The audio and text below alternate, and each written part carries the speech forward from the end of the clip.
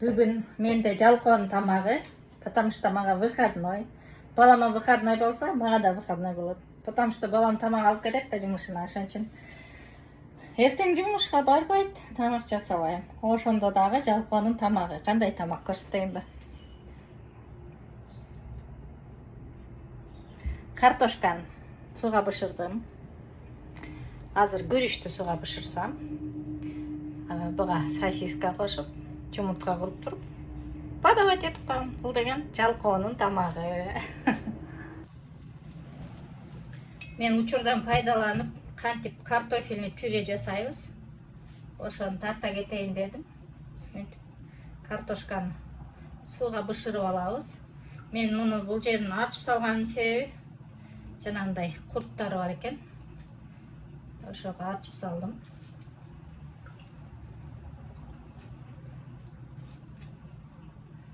Тазалап алабыз.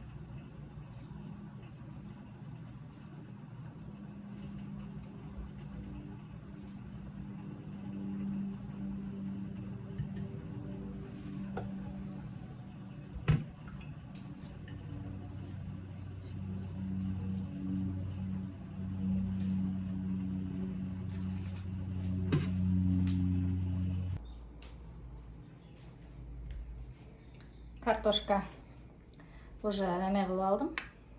Езип алдым, ал процессти тартпай калыптым. Кантип картофельный пюре жасайм, ошону тартайын деп атам. Туз.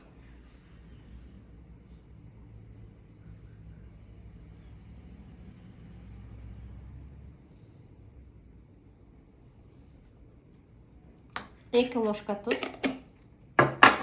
Анан бул мен сливочный масланы эритип алдым. Сливочный масланы коябыз.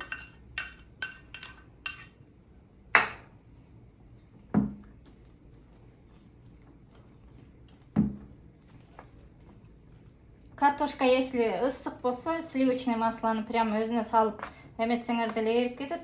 Просто мен картошка муздагандан кийин арчыдым. Колум күйүп кетпесин деп ошого сливочный масланы отдельно тапить этишке туура келди. Эми сөзсүз сүт. Не важно канча процент, но майлуураак болсо, эми биздин кыргыздарга майлуурагы жакшы. Сүттөн бир 200 граммдык стаканда жарым, мисалы 100 грамм сүт куябыз дагы, баарын аралаштырам. Картофель сонун болуп жумшарып калат. Мындай болуп, сонун болуп клейковидности чыгып, сонун болуп калат. Подавать можно. Ушинтип эле тамак жасап атканда оразада жеп алайын дегендер барбы, мага окшоп. Бирок жакшы жеп албадым.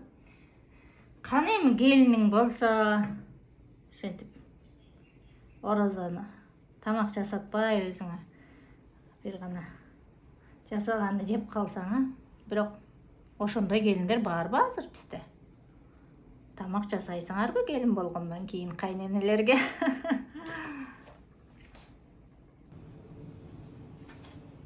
Ушундай сосискалар, чоң-чоң, говяжий,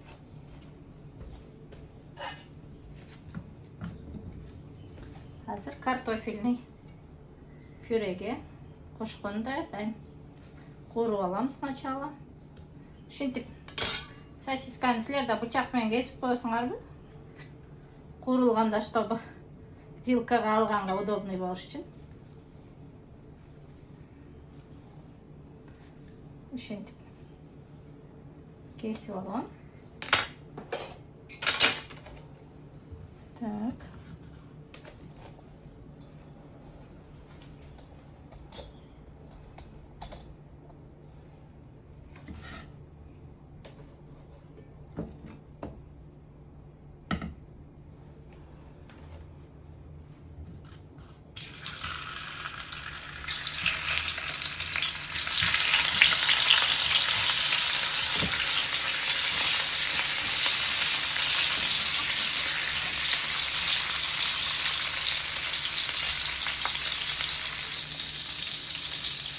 Ошентип соонун кылып кызартып кууруп алгандан кийин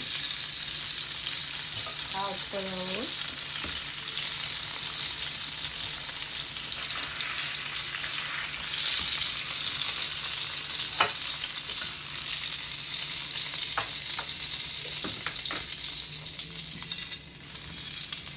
Эми ушул эле майга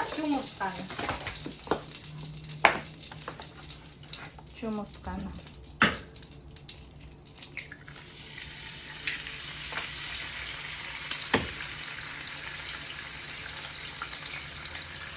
мага 4 жумуртка керек белет.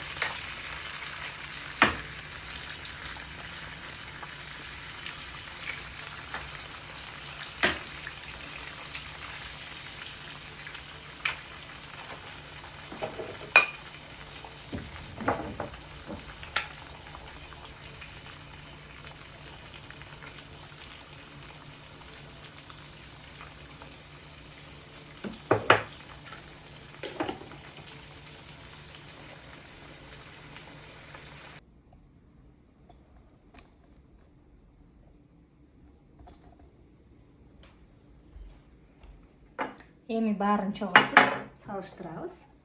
Бул күрүч. Күрүчтөр да биринде пловко болгондой болду. Күрүчтүн да мынтип бышырыштын секрети бар.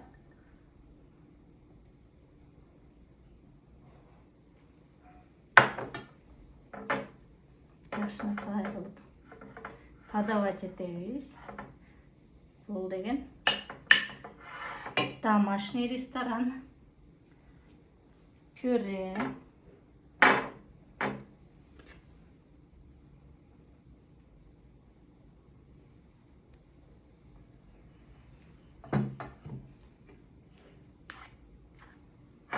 Пюрени дагы соон кылып ложка менен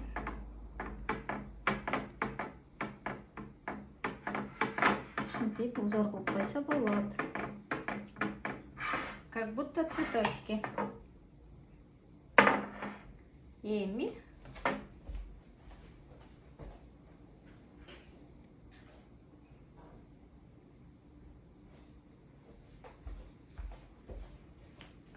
жумурткабыз. Сосисканы салабыз. Сосисканы обычно мен ушинтип ортосуна салып коем, чтобы не мешался. Жумурткабыз.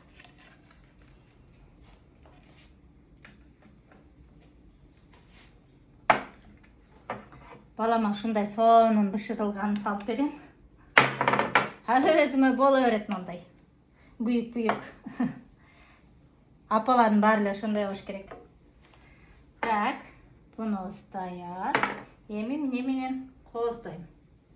Мен сөзсүз ушундай бобовый консерваларды колдоном. Мурда түшүнбөчү элем, азыр жакшы түшүнөм.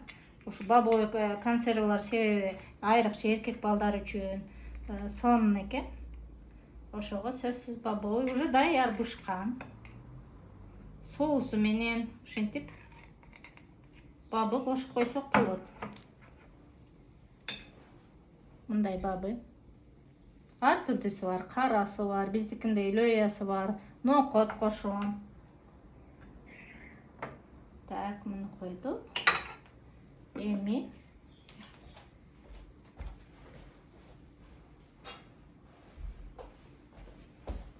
биз мындай кичинекей болгарскийлерди жакшы көрөбүз, ошон үчүн ушундай кою тамактарга болгарский сөзсүз ушинтип туурап салып коебуз.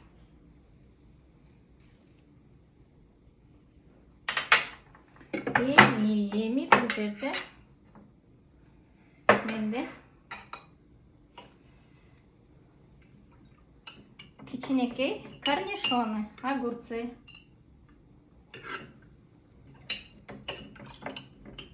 Булардан да ким канча жегенге жараша. Мен мисалы балама 6-10 салып коем.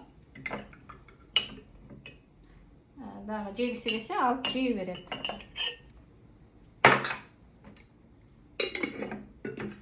Бул болсо биздин эң жакшы көргөн тамагыбыз. Бул жанагы ачуу калемпир. Біз Мексикада жүргенде ушул тамагына соны жакшы үйрөндүк. Андай эле жгучий острый эмес, бирок ошону дагы сөзсүз колдонобуз. Так. Мына ушинтип менин бүгүнкү жалкоо тамагым даяр. Азыр балам 5-те жумуштан келет. Ал жейт, а меники дагы 2 сааттан кийин 9:30 болот. Сөзсүз мага катталып кетишти унутпагыла, мага жазылгыла. Ар бир балам күтүп алганда жасаган тамактарым жөнүндө тартып турам. Ошондой эле мен эмне жумуш кылам, ошолор жөнүндө да маалымат берип сөзсүз тартам. Үйрөт дегендерге үйрөтөм. Гавайиде жашайбыз. Гавайидеги жаратылыштын кооздуктарын дагы тартып киргизип турам. Оз ачарга келиңиздер.